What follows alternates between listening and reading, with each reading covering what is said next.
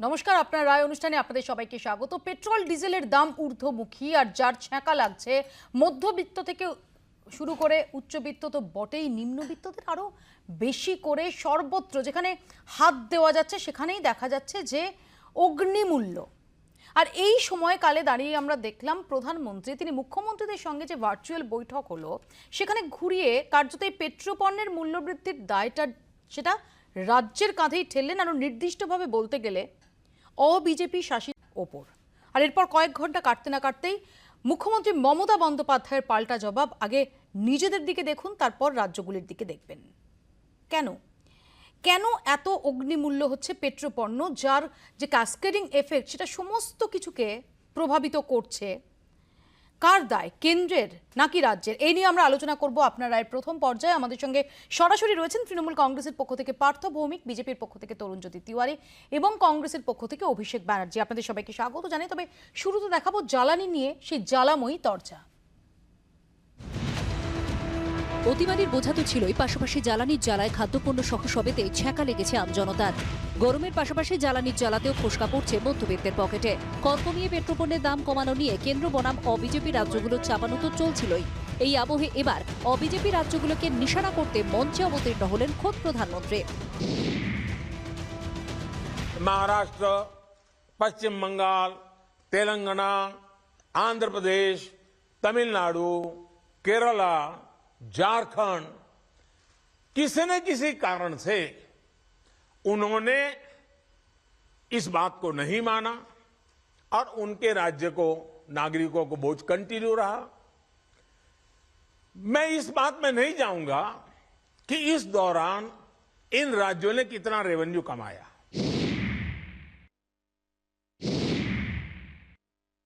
अब आपसे मेरी प्रार्थना है कि देश हित में आप पिछले नवंबर में जो करना था, 6 महीने डिले हो चुका है, अब भी आप अपने राज्य के नागरिकों को वैट कम करके इसका बेनिफिट पहुंचाइए। পাল্টা জবাব দিয়েছেন বাংলার মুখ্যমন্ত্রীও।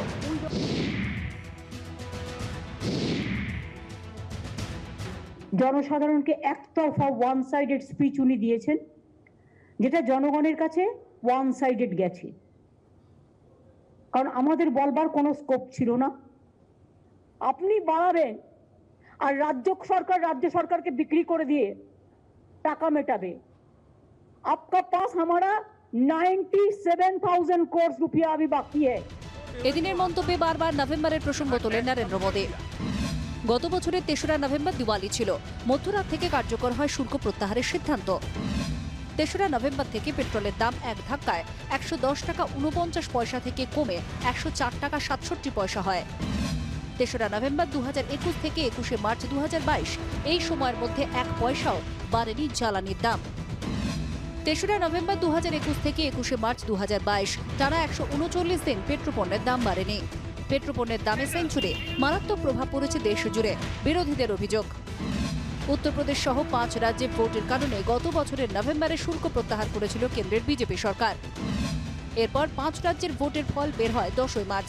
এর 11 দিন পর 21শে মার্চ থেকে শুরু হয়ে যায় পেট্রোপণ্যের লাগাতার রেকর্ড মূল্য বৃদ্ধি। জ্বালানির মূল্য বৃদ্ধি নিয়ে একযোগে দুপক্ষকেই নিশানা করেছেন কংগ্রেস আর সিপিএম। জ্বালানির যে দাম বাড়ছে তাতে কেন্দ্রের এবং রাজ্যের উভয়েরই ভূমিকা আছে, এটা অস্বীকার করার কিছু নেই।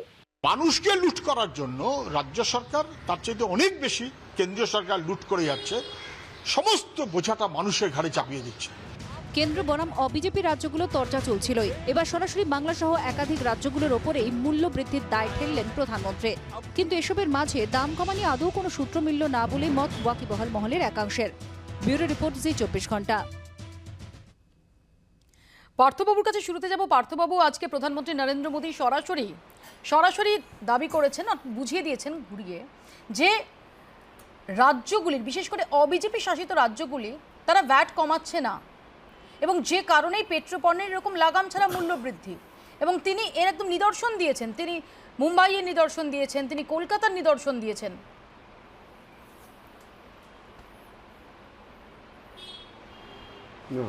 মূলত এই পেট্রোপণ্যের দাম নির্ধারণ করে কেন্দ্রীয় সরকার।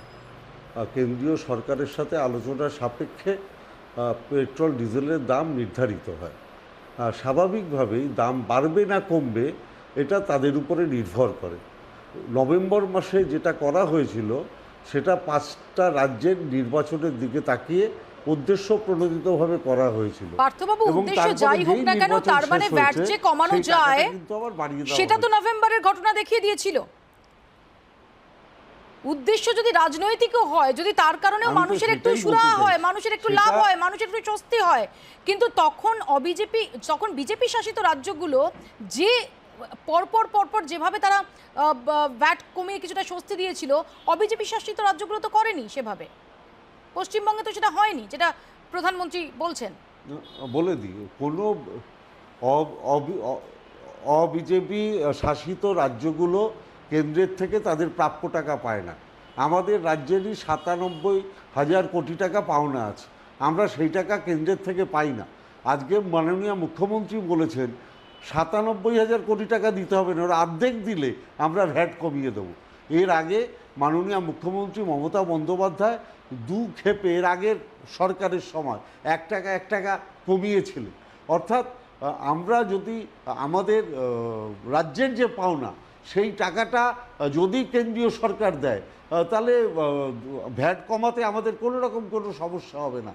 কিন্তু বিজেপি শাসিত রাজ্যগুলো তারা কেন্দ্রের থেকে তাদের তরুণের কাছে আসবো। তরুণ মমতা বন্দ্যোপাধ্যায় বলেছেন, পার্থবাবু যেটা বলছেন যে 97,000 কোটি টাকা কেন্দ্রের কাছে রাজ্যের বকেয়া রয়েছে।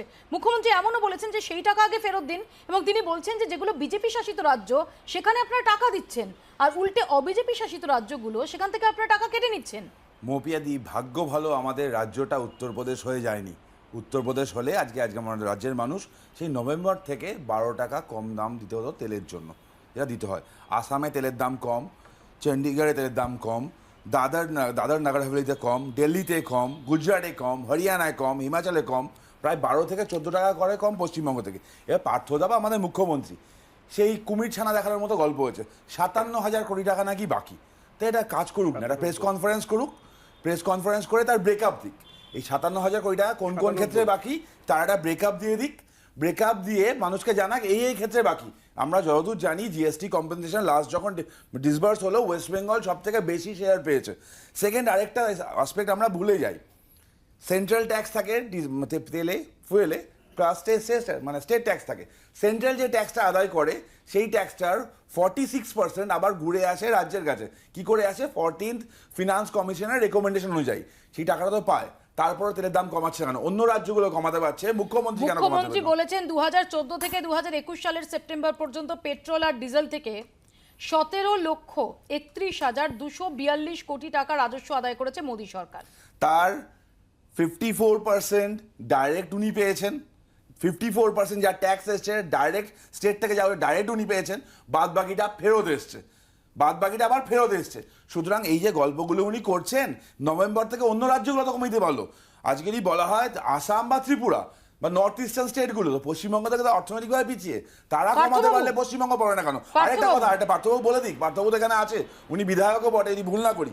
পার্থবাবু এই 57,000 কোটি টাকার যে গল্পটা আপনারা শোনান, বারবার ঝুলি থেকে কুমির ছানা বের করে করে দেখান, এই 57,000 কোটি টাকার মানে হিসাবটা কি, ব্রেকআপটা কি, আর শ্বেতপত্র প্রকাশ করে বলুন, তাহলে আমরাও আপনাদের হয়ে বলবো, আপনার সাথে গলা মিলিয়ে বলবো এই টাকাটা দেওয়ার জন্য।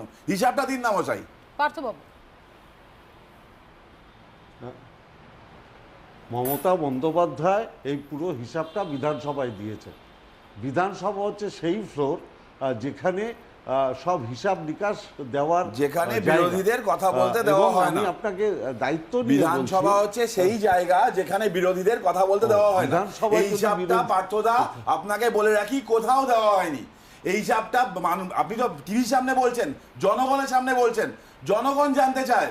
আপনার দলের নেত্রী আপনার মুখ্যমন্ত্রীকে বলুন প্রেস কনফারেন্স করে ডিটেল ব্রেকআপ দিতে, সাথে এটারও ব্রেকআপ দিতে যে 5,35,000 কোটি টাকা যে পশ্চিমবঙ্গের ওপর ঋণ হয়েছে সেই টাকাটা কোথায় কোথায় খরচা হয়েছে, কোন নেতার বাড়ি তৈরি হয়েছে, কার শান্তিনিকেতন তৈরি হয়েছে, কার বাড়ি লিফট লেগেছে। তরুণ, আমি আসবো তোমার কাছে, আমি তো অভিষেকের কাছে আসবো। অভিষেক, যখন আজকে প্রধানমন্ত্রী নরেন্দ্র মোদী তিনি ঘুরিয়ে রাজ্যগুলির কাঁধে দায় ঠেলছেন, নির্দিষ্টভাবে যে অবিজেপি শাসিত রাজ্যগুলির কথা বলছেন, তিনি যে রেফারেন্সগুলো দিয়েছেন তা থেকে এটা স্পষ্ট সত্যি তো এই প্রশ্ন ওঠে যে কেন অবিজেপি শাসিত রাজ্যগুলো, তা যেভাবে নভেম্বরে বিজেপি শাসিত রাজ্যগুলো তারা যেভাবে ভ্যাট কমিয়েছে সেরকমভাবে কমিয়ে মানুষকে কিছুটা স্বস্তি দিতে পারছে না? আচ্ছা, অবিজেপি রাজ্যগুলোর ভেতর ছত্তিশগড়, রাজস্থান, পাঞ্জাব মানে সেগুলোতে ভ্যাট কমানো হয়েছে এবং সেগুলোর উল্লেখ নরেন্দ্র মোদী তার বার্তাতে দেননি। তারপরেও কোনো রাজনৈতিক চাপানুতোর ছাড়া রাজ্যের অবশ্যই, যে কোনো রাজ্যের যে কোনো সরকারের অবশ্যই ভ্যাট কমানো উচিত। কিন্তু একটা কিন্তু আছে। কিন্তুটা হচ্ছে এখানে যে নরেন্দ্র মোদী যে বক্তব্যটা দিয়েছেন সেই বক্তব্যটাতে একটা কোট আনকোট শব্দবন্ধ ব্যবহার করেছেন সাধারণ মানুষের সুবিধার্থে। গত 4 মাসে সাধারণ মানুষের সুবিধার্থে নরেন্দ্র মোদীর কয়েকটা সিদ্ধান্ত নিয়ে আমরা একটু আলোচনা করে নিই। টোল ট্যাক্স কেন বাড়ানো হলো? 1 নম্বর, জিএসটি কাউন্সিল এই এপ্রিল মাসে তাদের যে জিএসটি মিটিং হয়েছে 1 এপ্রিল, সেখানে বলেছে 5% থেকে ন্যূনতম ট্যাক্সটাকে 8% করা হবে। বকেয়া নিয়ে যে আমাদের একটা সমস্যা আছে, সব রাজ্য যে তাদের বকেয়া পায় না, এটা নিয়ে এটা মানে স্বতঃসিদ্ধ ব্যাপার। এবং এটা নিয়ে বিহারের অর্থমন্ত্রী ঘটনাচক্রে যিনি ইউপি এর কেউ নন, তিনিও একই রকম অভিযোগ করেছেন। ইনকাম ট্যাক্সে আমরা দেখেছি কোনো ছাড় দেওয়া হয়নি। আমি 4 মাসে সাধারণ মানুষের সুবিধার্থে উনি যে কাজগুলো করেছেন। পিপিএফে 2 লাখ টাকার বেশি হয়ে গেলে তার উপর তোমার ইন্টারেস্ট রেট কমে যাচ্ছে। যে কোনো স্থায়ী আমানতে সুদের হার কমছে। এটা প্রত্যেক কটা প্রধানমন্ত্রীর বক্তব্য অনুযায়ী সব কটা জনস্বার্থে করা হয়েছে। জনস্বার্থে করা হলে আমি কিন্তু একবারও রাজ্য সরকারকে কোনো রকম ক্যাভিয়েট দিচ্ছি না। তরুণ, এবং প্রথমত একটা প্রসঙ্গ যদি আমি আর একটা কথা শেষ শেষ করে নিই, শেষ করে তোমার সুবিধা হবে। নভেম্বরে কেন এটা রাজনৈতিক সিদ্ধান্ত? নভেম্বর থেকে মার্চ পর্যন্ত যতদিন পর্যন্ত দামটা অপরিবর্তিত থাকলো, তখন ব্রেন্ট ক্রুডের দাম ছিল প্রায় $150 পার ব্যারেল। এখন যখন আমি তুমি আলোচনা করছি তখন $100 পার ব্যারেল। তার মানে যখন আমার কাঁচামালের দামটা ঊর্ধ্বমুখী তখন দামটা স্থায়ী রাখা গেল, কারণ 5টা রাজ্যে ভোট ছিল। এখন এই মুহূর্তে দাঁড়িয়ে যখন কাঁচামালটা কম দামে পাচ্ছি তখন দামটা বাড়িয়ে দেওয়া গোটাটাই কি তাহলে ভোটমুখী? গোটাটাই কি তাহলে ভোটমুখী? মবিয়াদি তরুণ, প্রথমত আমি যদি একটা তথ্য বলি, আমি শুধু তরুণ তার সঙ্গে একটু প্রথম- অ্যাড করব। মমতা বন্দ্যোপাধ্যায় এও বলেছেন যে তার সরকার চেয়েছিল পেট্রোল এবং ডিজেলের উপর রাজস্বের আধা-আধি ভাগ হোক কেন্দ্র এবং রাজ্যের মধ্যে। আচ্ছা, একটা জিনিস হলেই তো ঝামেলা মিটে যেত পেট্রোল ডিজেলের জন্য। মাদ্রাস হাইকোর্টের জাজমেন্ট ছিল, সবাই জানি আমরা। মাদ্রাস হাইকোর্ট জাজমেন্ট দিয়েছিল পেট্রো পণ্যকে জিএসটির আওতায় আনা হোক। তারখানে সেই সিদ্ধান্তর প্রথম বিরোধিতা করেছিল, টিভিতে আমরা শুনেছিলাম, যার নাম সৌগত রায়, তিনি তোমার চ্যানেলেও বলেছিল না এটা কি করে হবে, একমুখী সিদ্ধান্ত। তৃণমূল সবচেয়ে বড় বিরোধী হয়েছিল এটার। কেন হয়েছিল? জিএসটির আওতায় আনলে অসুবিধা কী ছিল? যখন জিএসটি কাউন্সিল ফর্ম হয় তার হেড তো ছিল আমাদের অমিত মিত্র, তিনি কেন বলেননি জিএসটি আন্ডারে আসুক? তারপর মাঝখান দিয়ে বসে আমাদের অভিষেক দা এতগুলো কথা বলেন। অভিষেক দা এগুলো বললেন না, করোনার সময় যখন পুরো দেশ থেমেছিল তখন 80 কোটি মানুষকে ফ্রিতে রেশন দেওয়া হলো। বললেন না এমএসএমই গুলোকে হিউজ অ্যামাউন্টের লোন দেওয়া হলো বিজনেস ডেভেলপমেন্টের জন্য। বললেন না আত্মনির্ভর ভারত প্যাকেজের আন্ডারে বিভিন্ন স্কিমগুলো দেওয়া হলো।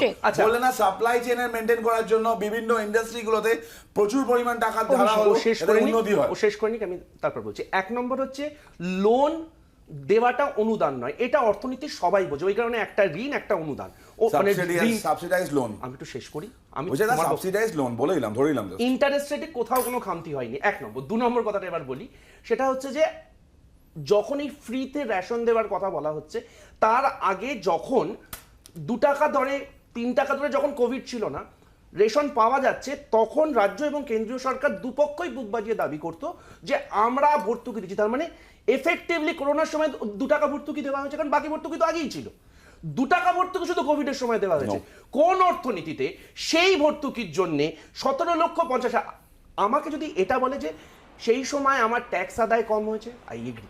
সেই সময় আমার প্রফেশনাল ট্যাক্স কম হয়েছে, আই এগ্রি। তাহলে প্রশ্নটা হচ্ছে যেই মুহূর্তে অর্থনীতির স্বাভাবিক নিয়ম বলে যে আমার কনজিউমেবল আর্নিংটা বাড়াতে হবে, কেন? কারণ আমার যত টাকা ডিরেক্ট ট্যাক্সে আয় হয় তার থেকে অনেক বেশি ইনডিরেক্ট ট্যাক্সে আয় হয়। প্রথমত ফার্স্ট যে বললেন যে 2 টাকা কি দেওয়া হচ্ছে, 27 টাকা দেওয়া হচ্ছে, আমি আসপেটে পরে আসছি। ফার্স্ট 2 টাকা কেজি চাল ফুড সিকিউরিটি অ্যাক্টের আন্ডারে, যেটা মমতা বন্দ্যোপাধ্যায় নিজের প্রকল্প বলে চালান, যেটা বেসিক্যালি বিপিএলদের দেওয়া হতো 2 টাকা কেজি চাল। এই আত্মনির্ভর ভারত যখন আসলো এই করোনার সময়, তখন 80 কোটি মানুষ ভারতবর্ষে বিপিএল নয়, তাদের সবাইকে দেওয়া হয়েছে প্রথম। সেকেন্ড, উনি একটা কথা বলেন, আর আমি আবার বলছি, আমি শেষ করি না, তারপর করো। লোন যেটা দেওয়া হয়েছে সাবসিডাইজ লোন, আমি যদি আরও ফর এক্সাম্পল দিচ্ছি, এটা পিসি কালচারের ক্ষেত্রে, পিসি কালচার ডেভেলপমেন্টের ক্ষেত্রে 5 কোটি টাকা পর্যন্ত লোন আছে এবং তাদের 35% সাবসিডি আছে।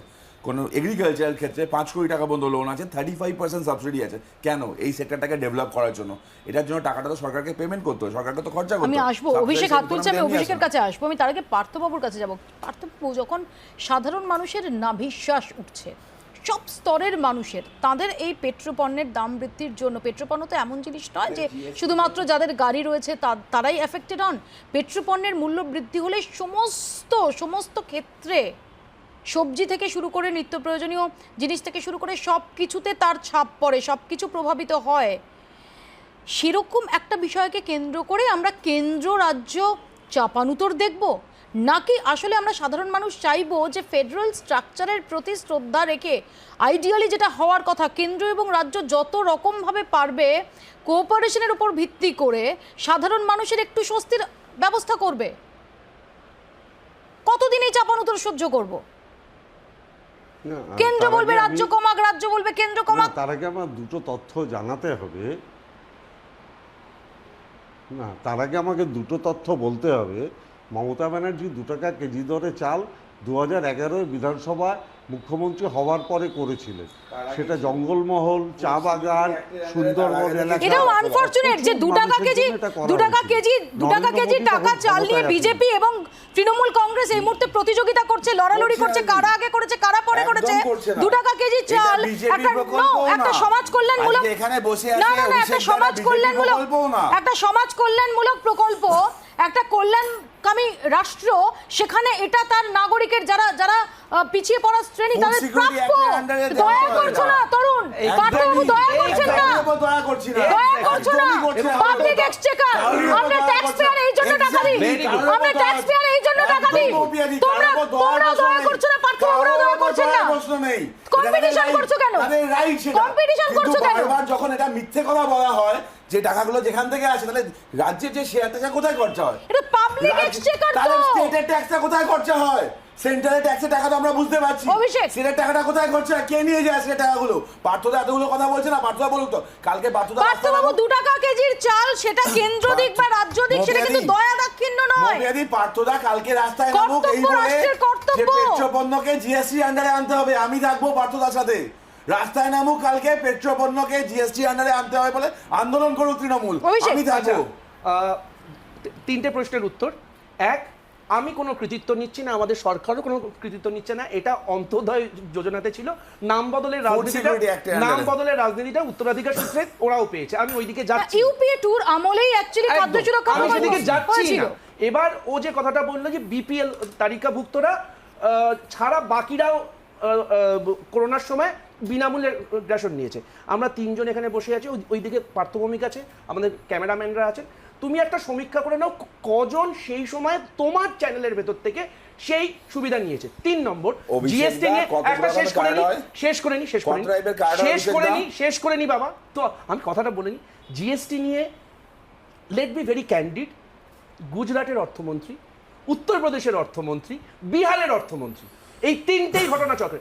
আমি আবার বলছি, মমতা বন্দ্যোপাধ্যায়কে কোনো ক্যাভিয়েট দিচ্ছি না, অবশ্যই আসা উচিত একজন সাধারণ কর্মী হিসেবে। আমার কংগ্রেসের এই মুহূর্তে দাঁড়িয়ে আমি যখন এই বক্তব্যটা দিচ্ছি, আমি তখন সেখানে একজন সাধারণ মানুষ হিসেবেও এই কথাটা বলছি, যেখানে যেখানে আমার দলেরও যদি কোথাও কোনো খামতি থেকে থাকে নিশ্চয়ই সেটা সমালোচনার যোগ্য। কিন্তু তোমরা যদি এক সেকেন্ড, তোমরা তো সারা ভারতবর্ষের 70% রাজ্যে আছো দাদা, জিএসটি কাউন্সিলের বেসিক জিনিসটা তুমি নিশ্চয়ই জানো। কিন্তু অভিষেক, এই প্রশ্নটাও তো তোমাদের ফেস করতে হবে যে পেট্রো পণ্যের মতো একটা ক্রুশিয়াল প্রোডাক্ট, তার দাম সেটা বাজারের উপর ছেড়ে দেওয়া, সেই সিদ্ধান্ত তোমাদের আমলে হয়েছিল। একদম তোমার সঙ্গে সহমত, শুধু একটা ছোট্ট ক্যাভিয়েট, সেটা হচ্ছে যে পেট্রোল বা ফুয়েল বন্ডটাও বলো অভিষেক দা। অ্যাবসলিউটলি, ফুয়েল বন্ড আর ইন্টারেস্টটা একটু বলো, মানুষ জানা দরকার। দরকার। ফুয়েল বন্ডের ইন্টারেস্টটা আমি তোমাকে অবশ্যই এটা 1/2 ঘন্টা না হয় যদি 3 ঘন্টাও তো আমি একদম বুঝিয়ে দিতাম তোমাদের দাম সেটা দেশের উপর। তুমি যে কারণে ঠিক এই যে অনুদানের কথাটা বললে যে এমএসএমই কে দেওয়া হয়েছে, কখন ঋণ দেয়, ঋণটা কেন না আমি অনুদান না দেওয়ার যে যুক্তিটা তোমরা দিয়েছে, দেশের উপর তোমাদের দাম। হরদীপ সিং পুরী, যার জ্বালাতন আজকে আমি যখন আমরা আলোচনা করছি তখন হরদীপ সিং পুরীর আমি একটা উক্তি দিই। হরদীপ সিং পুরী এমএসএমইর যখন ছিলেন, তারপর অ্যাভিয়েশনের যখন ছিলেন, এবং এখন যখন পেট্রোপণ্যের, তখন উনি কোট আনকোট সংসদে দাঁড়িয়ে বলছেন ঠিক যে যুক্তিতে পেট্রোল বন্ডটাকে ইউপিএ সরকার করেছিল, আমরাও এই মুহূর্তে এমএসএমই কে অনুদান না দিয়ে ঋণ দিচ্ছি। কেন?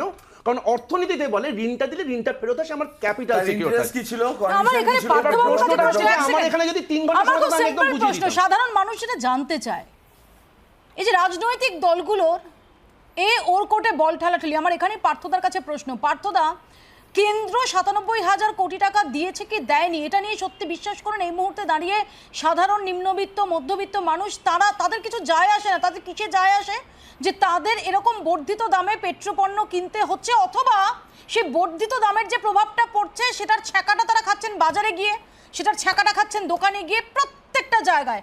আমার প্রশ্ন হচ্ছে, কেন্দ্র দিচ্ছে না তার জন্য তার মাসুল কি? যদি আমি ধরেও নিই যে কেন্দ্র 97,000 কোটি টাকা ফেরত দিচ্ছে না, সেই কারণে ভ্যাট কমানো হবে না, সাধারণ মানুষ কি তার মাসুলটা দেবেন নাকি? সাধারণ মানুষ যারা ইতিমধ্যেই, আমরা জানি কোভিড পরবর্তী সময়ে বহু মানুষ তাদের রোজগার হারিয়েছেন।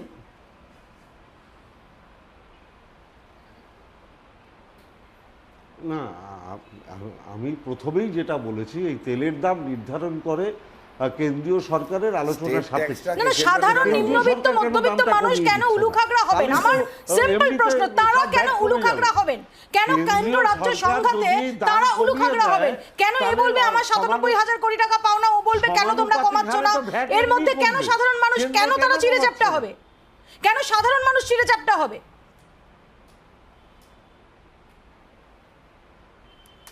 না, আমার পার্থদার কাছে একটা ছোট্ট প্রশ্ন আছে। এক সেকেন্ড, আমি পার্থর উত্তর দিই। পার্থদা,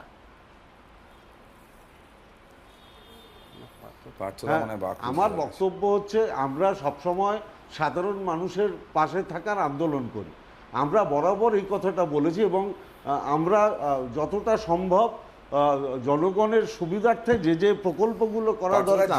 পার্থদা, উৎসব অনুষ্ঠান অনুদান সমস্ত কিছু তো হচ্ছে। পার্থদা, 97,000 কোটি টাকা কেন্দ্র দেয়নি, ঠিকই কেন্দ্রের দেওয়া উচিত, কিন্তু তার জন্য যদি উৎসব অনুদান অনুষ্ঠান কিছু না থেমে থাকে, ভ্যাট কমানোটা থেমে থাকবে কেন? ভ্যাট কমানোটা থেমে থাকবে কেন? কন্যাশ্রী উৎসব না, কন্যাশ্রীর কথা তো বলা হয়নি। কন্যাশ্রী তো একটা প্রকল্প। আপনার মনে হচ্ছে কন্যাশ্রী উৎসব? আপনার মনে হচ্ছে কন্যাশ্রী উৎসব? আমাদের মনে হয়নি কন্যাশ্রী উৎসব। আমাদের মনে হয়েছে সমাজ কল্যাণমুখী একটা প্রকল্প। আমাদের তো মনে হয়নি কন্যাশ্রী উৎসব। আপনার মনে হচ্ছে? পার্থদা, ক্লাবকে টাকা দেওয়াটা কি জিনিস? না না, আপনি বলছেন তো উৎসবে টাকা খরচ হয়। উৎসবে কোনো রাজ্য সরকার উৎসবের জন্য টাকা খরচ করে বলে দুর্গাপূজায় 50,000 ইমাম ভাতা, ক্লাব, এগুলো কি পার্থদা? সরকার যদি দাম কমায়, স্বাভাবিকভাবেই রাজ্যের দাম কমে যাবে। স্বাভাবিকভাবেই নভেম্বরে যখন কেন্দ্র দাম কমিয়েছিল কিছুটা হলেও, তখন দাঁড়িয়ে যখন বিজেপি শাসিত রাজ্য, ঠিকই বলতে পারেন যেটা একটা পলিটিক্যাল মুভ ছিল, সামনে অনেকগুলো ক্রুশিয়াল ইলেকশন ছিল, সেটার কথা মাথায় রেখে। কিন্তু আমার বক্তব্য হচ্ছে, যে কারণে সেটা পলিটিক্যাল মুভ হোক বা যা কিছু, যদি মানুষের সামান্য রিলিফ হয়, সেই উদ্যোগটা আপনারা নিলেন না কেন?